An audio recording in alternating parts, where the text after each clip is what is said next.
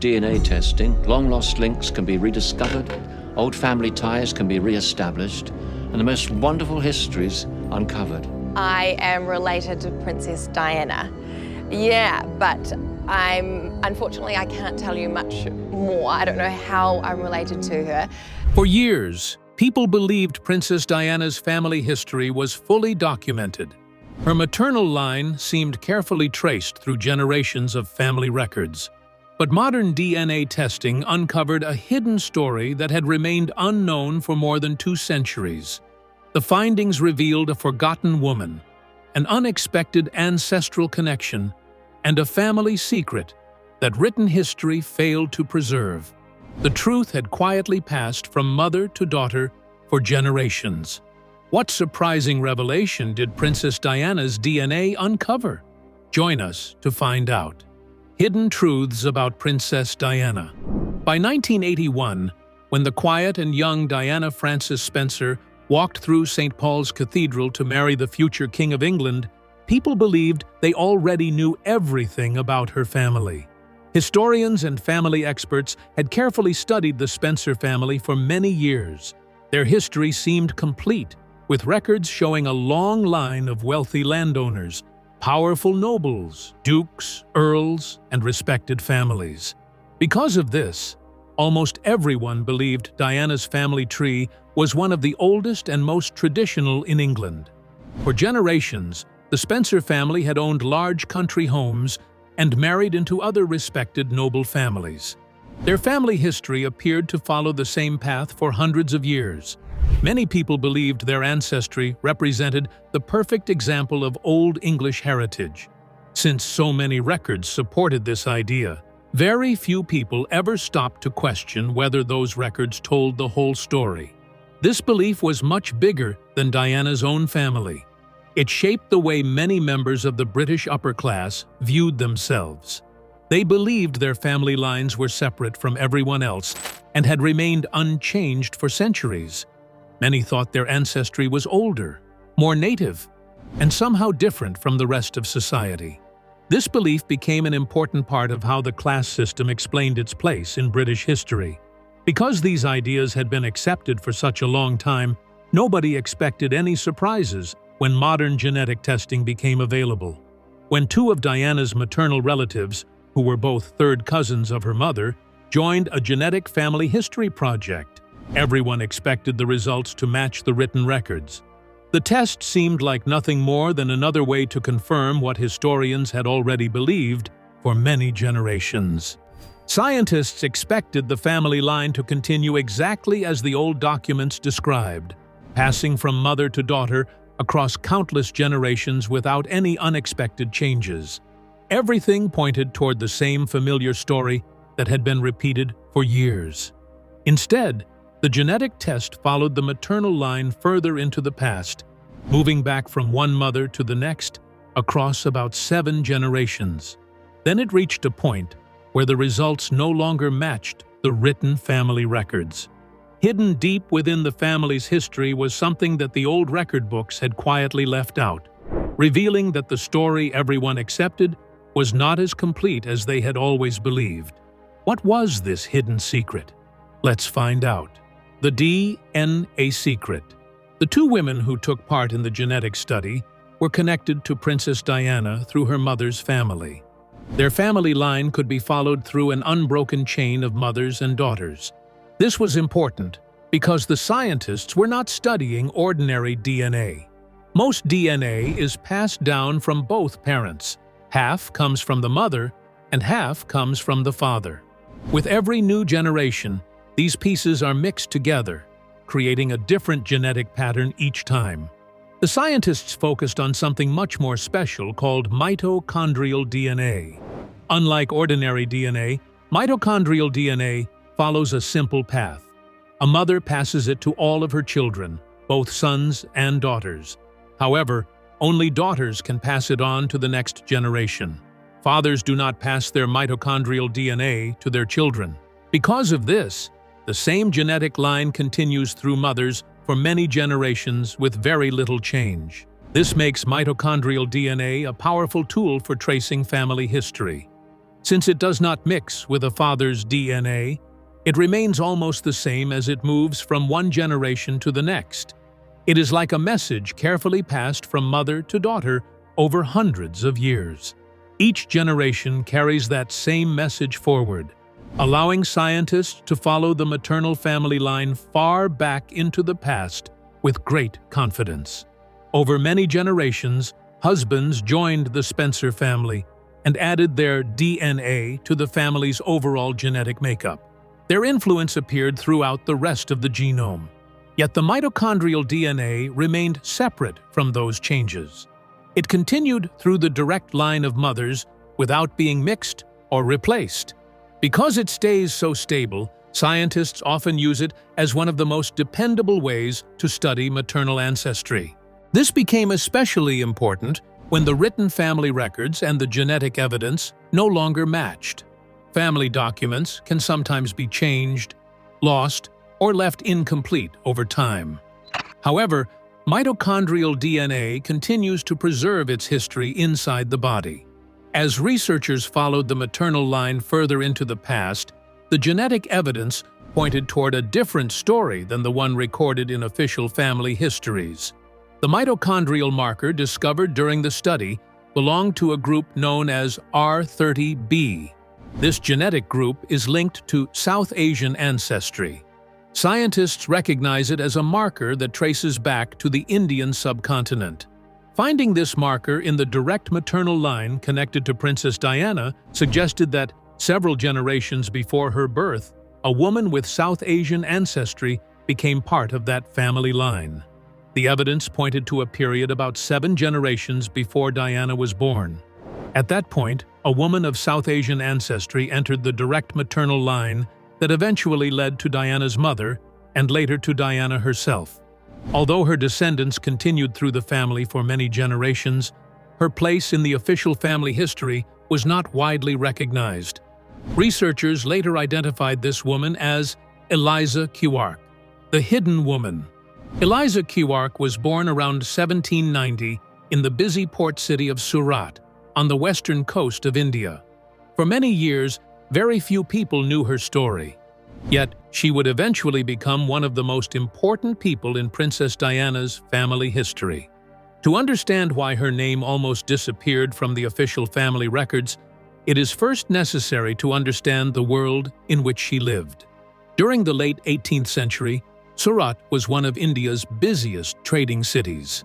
Ships from across the world filled its crowded docks, while merchants, sailors, and travelers created a thriving marketplace where valuable goods, diverse cultures, and many languages came together. People from Persia, Armenia, Portugal, the Netherlands, and Britain all lived or worked there. Among the growing number of newcomers were employees of the British East India Company. Many of these young men came to India hoping to build successful careers and earn fortunes that would have been impossible back home. Surat offered endless opportunities, and it was into this busy and changing world that Eliza Kewark was born. Eliza's background was more complex than many people later realized. She inherited 2 different family traditions, but only one became widely known. Her father's family carried the Armenian name Kewark. When Eliza wrote letters, she signed her name using beautiful Armenian writing instead of English or an Indian script. This simple detail later became very important because it shaped how people viewed her family history. At that time, Armenian heritage carried a certain level of respect within British colonial society.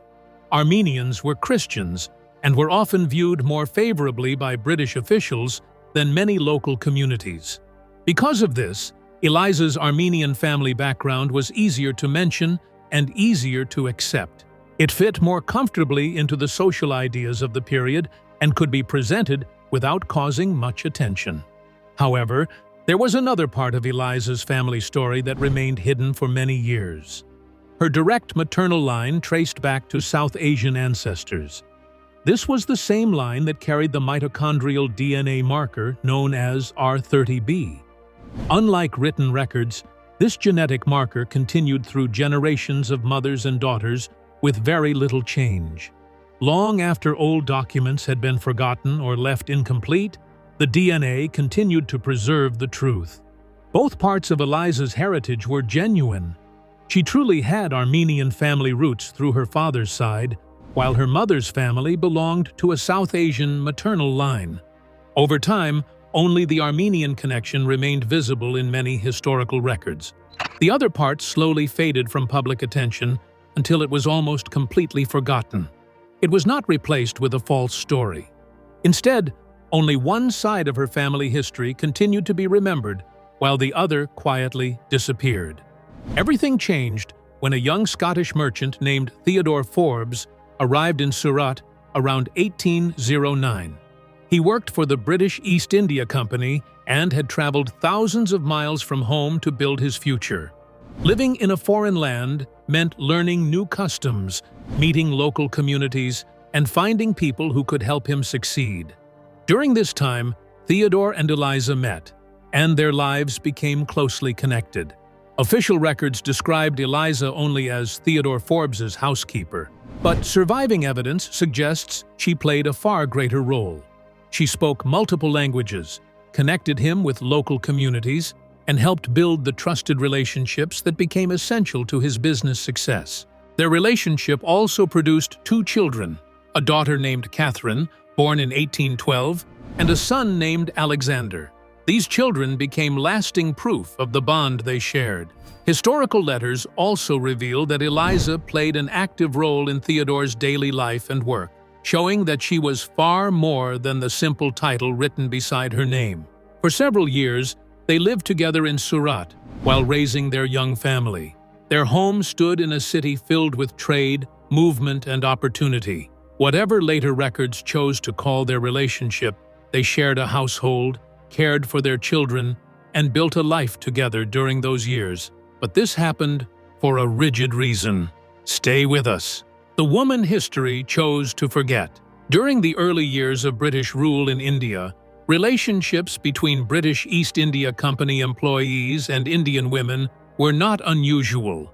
Many company workers spent long periods far from Britain and built families in India.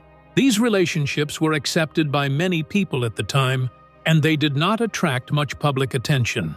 Men and women created homes together, raised children, and lived ordinary lives while the company expanded across the country. As the years passed, however, the situation slowly changed. British rule became stricter, and society placed greater importance on separating Europeans from Indians. New ideas about race, status, and social class became stronger. People in powerful positions believed that clear boundaries should exist between those who ruled and those who were ruled. These changing attitudes affected both personal lives and professional careers. Theodore Forbes found himself living in the middle of this changing world. As his work with the British East India Company became more successful, new opportunities opened before him. His future looked brighter than ever. He was moving toward the possibility of becoming a partner in Bombay, a position that promised wealth, respect, and a place among the most successful company merchants. It was the kind of achievement that could completely change a man's life. As Theodore's career advanced, his relationship with Eliza Kewark was viewed differently. The same relationship that had once seemed ordinary no longer fit the expectations of British society. The woman who had shared his life, supported his work, and helped him succeed gradually became something that many people believed would stand in the way of his future. The rules of colonial society had changed, and those rules left little room for a respected company official to openly continue a family with a woman of South Asian ancestry. No matter how much Eliza had contributed to Theodore's success, those years together no longer carried the same value in the eyes of society. They had built a home, raised children, and shared responsibilities. But none of that mattered as much as Theodore's growing reputation. The future waiting for him in Bombay demanded a different public image, and keeping his family life in Surat no longer matched the expectations placed upon him. Eventually, Theodore made a painful decision. He left Surat behind and traveled to Bombay to continue building his career. Eliza remained in the city where they had lived together, caring for their 2 young children. The family they had created was separated, not because of distance alone, but because the social values of the time had changed around them. Theodore moved forward into a new chapter of his life, while Eliza stayed behind. Even more painful was the way everything happened. Theodore did not personally explain his decision to Eliza. Instead, arrangements about their children's future were handled through other people. Messages passed from one person to another, and important decisions were made through letters sent by intermediaries rather than by Theodore himself. Direct conversations between them became increasingly rare as others managed the details on his behalf. For Eliza, this must have been a difficult change to accept. The woman who had once helped Theodore communicate with others now received news about her own future through people standing between them. The relationship that had once been personal slowly became formal and distant. Conversations were replaced by practical arrangements, and warmth gave way to official messages. Although everything around her had changed, Eliza herself remained in Surat. She was still raising Catherine and Alexander, the children she and Theodore had brought into the world together. Her daily life continued, but the connection she once shared with Theodore had grown silent. Instead of hearing directly from him, she received carefully managed information delivered through others. The letters exposed. After Theodore Forbes left India, many years passed. Time moved on, and eventually he passed away. Like many families settling the affairs of a loved one, his relatives gathered his personal belongings and papers.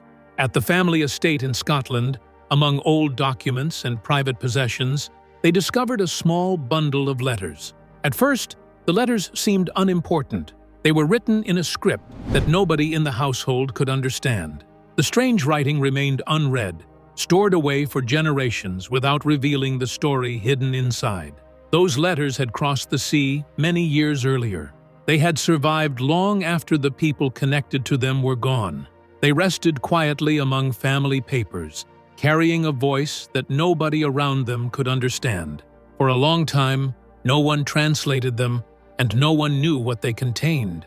It was as though the truth had been locked away inside those pages, waiting patiently for someone to finally read them. Many generations later, the letters were translated. Only then did people discover that they had all been written by Eliza Kewark. They offered a rare and deeply personal look into her life after Theodore Forbes had left Surat. Unlike official records, which reduced her story to only a few simple descriptions, these letters showed her own thoughts, worries, and hopes during one of the hardest periods of her life. Eliza could not write English well enough to prepare such letters by herself. Instead, she followed a common practice of the time. She visited a Parsi scribe in Surat, someone skilled at writing English. Eliza spoke her words aloud, using the English she knew, while the scribe carefully placed those words onto paper. When the letter was complete, Eliza added the one part she could write herself. At the bottom of each page, she signed her own name using Armenian characters. That signature carried special meaning. It reflected the Armenian side of her family, the same heritage that appeared in other parts of her life. Although another person wrote the body of each letter, the signature belonged entirely to Eliza. It was her own hand, her own name, and her own mark placed beneath words that expressed the deepest feelings of a mother facing an uncertain future. The letters all shared one heartbreaking purpose. Again and again, Eliza wrote about her daughter, Catherine. She knew that plans were being made to take the little girl away from India and send her to Scotland. Eliza understood that she could not easily prevent those decisions. Instead, she asked for something much smaller but deeply important. She wanted the chance to see Catherine one last time before the journey began. Her request was simple. She hoped for one final meeting with the daughter she had carried, cared for, and raised since birth. She wished to spend a little more time with Catherine before the child boarded a ship and sailed toward a country Eliza had never seen. Scotland was far away, separated by a long ocean journey, and Eliza knew that once her daughter left, the chances of seeing her again would be very small. It is difficult to imagine how painful those moments must have been. Eliza spoke her thoughts to another person, so they could be written in a language that was not fully her own. She then placed her Armenian signature beneath every letter, hoping Theodore or those responsible for Catherine's future would hear her request. Day after day, she waited for a reply, hoping that someone would allow her one final goodbye. History does not clearly tell us whether that wish was ever granted. The surviving letters preserve Eliza's request, but they do not preserve the answer. What remains is the record of a mother asking for one last moment with her child before separation changed both of their lives forever. When Theodore Forbes passed away at sea in 1820, the legal documents prepared after his death revealed even more about how society viewed Eliza and her children. In his will, Eliza was described only as his housekeeper. The years they had lived together, the family they had created, and the support she had given him during his career were not reflected in that official description. The documents reduced her role to that of a servant. Catherine was described as Theodore's reputed natural daughter. These were legal terms used during that period, reflecting the language of the time. Such wording created distance between children like Catherine and the family name they might otherwise have fully shared. The official records showed how carefully society separated people according to accepted social rules. Soon afterward, the separation Eliza feared became reality. Catherine, only 8 years old, left India for Scotland. She departed from the familiar streets, warm climate, and busy port city where she had spent her childhood. She also left behind the mother who had desperately asked for one final meeting. Catherine was raised in Scotland and never saw Eliza again. Catherine was not the only child affected. Her brother, Alexander, also traveled to Scotland after leaving India. Like his sister, he suddenly found himself living in a completely different world. The unfamiliar surroundings proved difficult for him, and he became deeply homesick. Eventually, arrangements were made for Alexander to return to India. He was allowed to go back to the country that had always been his home. Catherine, however, did not return. And that's where history hid itself. Stick around. The hidden family line that never disappeared.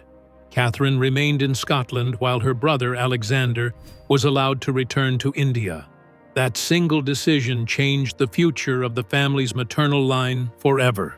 Because Catherine stayed, the direct line from mother to daughter continued in Scotland instead of returning to the place where it had begun. Without anyone realizing it, an important part of Eliza Kewark's story continued through Catherine and into future generations. As Catherine grew older, she adapted to the life around her. Scotland became her home, and she learned to live in a society very different from the one where she had been born. The busy streets of Surat, the warm sea air, and the memories of her early childhood slowly became more distant. The life she built in Scotland became the only future she could truly know. She also grew up separated from her mother. The woman who had cared for her during her earliest years remained far away in India. The letters that had asked for one final meeting could not change what had already happened. Catherine's new life continued in Scotland, while Eliza's life remained on another continent. The distance between them became permanent. As an adult, Catherine married into a respected family. She became part of the society that accepted her and gave her a place within it. Her marriage allowed her to move forward in life, following the path expected of many women during that period. Over time, she became fully established within her new community, and her family line continued through future generations. Yet, there was something remarkable that no official document could remove. Inside every cell of Catherine's body remained the same mitochondrial DNA she had inherited from her mother, Eliza. It had passed to her at birth and remained unchanged throughout her life.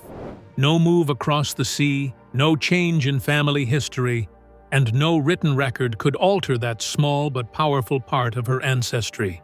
Like every maternal line, it quietly continued from one generation to the next.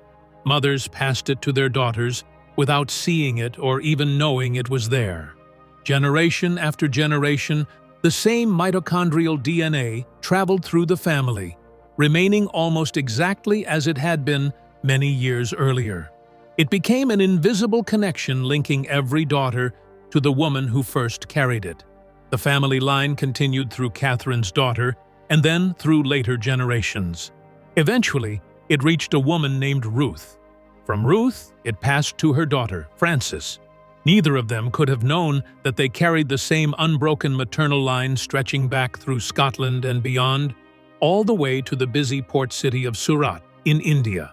Then, on the 1st of July, 1961, Frances gave birth to a baby girl. She was named Diana Frances Spencer.